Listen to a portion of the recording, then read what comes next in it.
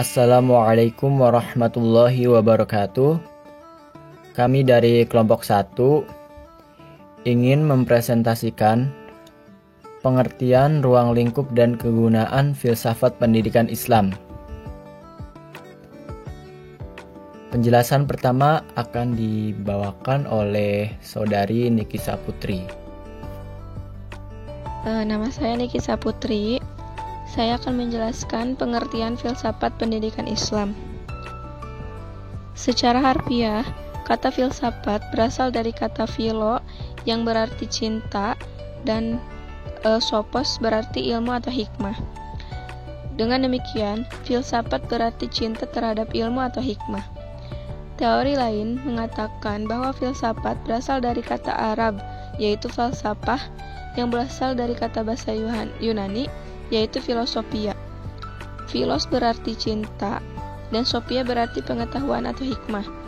Jadi, filosofia berarti cinta kepada kebijaksanaan atau cinta kepada kebenaran. Orang yang cinta kepada pengetahuan atau kebenaran, itu lazimnya disebut filosofer, yang dalam bahasa Arab disebut failasuf. Dengan demikian, filsafat adalah suatu kegiatan atau aktivitas yang menempatkan pengetahuan atau kebijaksanaan sebagai sasaran utamanya. Salah satu pendapat yang lebih jelas tentang filsafat yaitu pendapat Sidi Ghazalba. Menurut Sidi Ghazalba, filsafat adalah berpikir secara mendalam, sistematik, radikal, dan universal dalam rangka mencari kebenaran, inti atau hakikat mengenai segala sesuatu yang ada.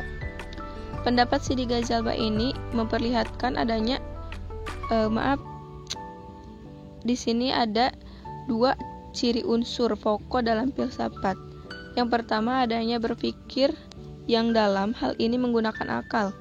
Dan yang kedua adanya unsur tujuan yang ingin dicapai melalui berpikir tersebut, yaitu mencari hakikat atau inti mengenai segala sesuatu.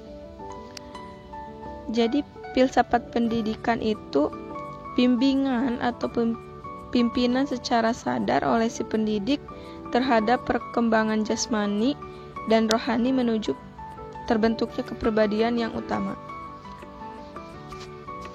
Dan pendapat Muzayyin Arifin mengatakan bahwa filsafat pendidikan Islam pada hakikatnya adalah konsep berpikir tentang kepribadian yang bersumberkan atau berlandaskan ajaran-ajaran agama Islam tentang hakikat, kemampuan manusia untuk dibina dan dikembangkan serta dibimbing menjadi manusia muslim yang seluruh pribadinya dijibai oleh ajaran Islam.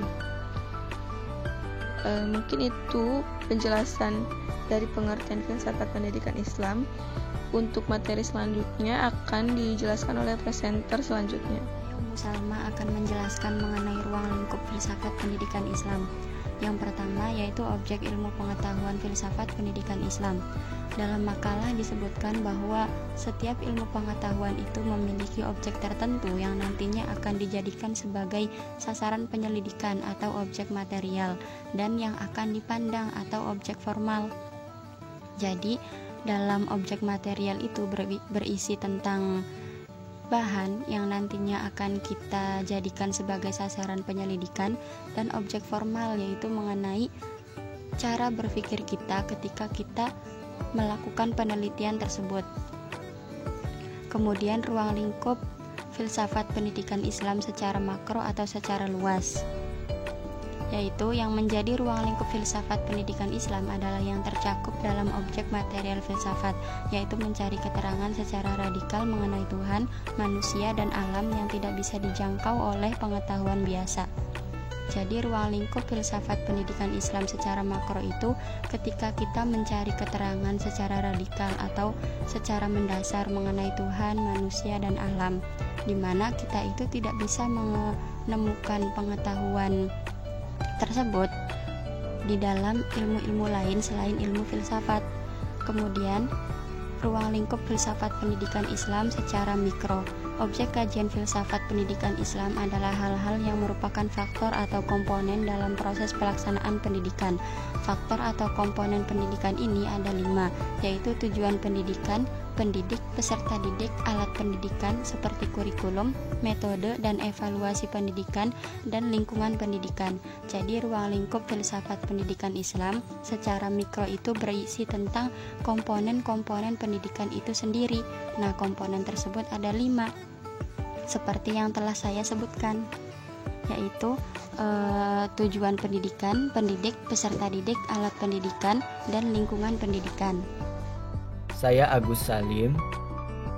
Di sini saya akan menjelaskan tentang kegunaan filsafat pendidikan Islam.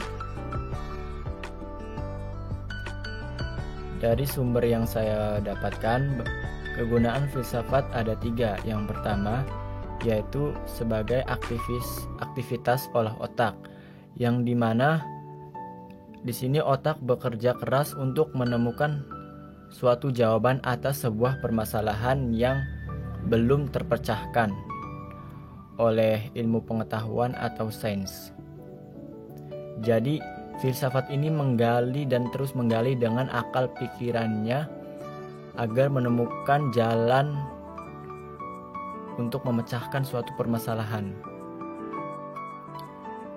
Selanjutnya, yang kedua, membuat seseorang lebih bijaksana dalam berpikir. Maksudnya di sini adalah filsafat ini berguna untuk membuat seorang individu lebih bijaksana dalam berpikir serta memahami alam sekitar. Dan itu merupakan inti faedah dari filsafat. Lanjut yang ketiga yaitu sebagai sumber pedoman teori. Jadi di sini filsafat ini sebagai suatu pedoman atau sumber teori untuk mencari dan mengetahui suatu jawaban atas permasalahan yang belum terpecahkan. Mungkin penjelasan dari kelompok 1 cukup sekian. Mohon maaf bila banyak sekali kesalahan. Wassalamualaikum warahmatullahi wabarakatuh.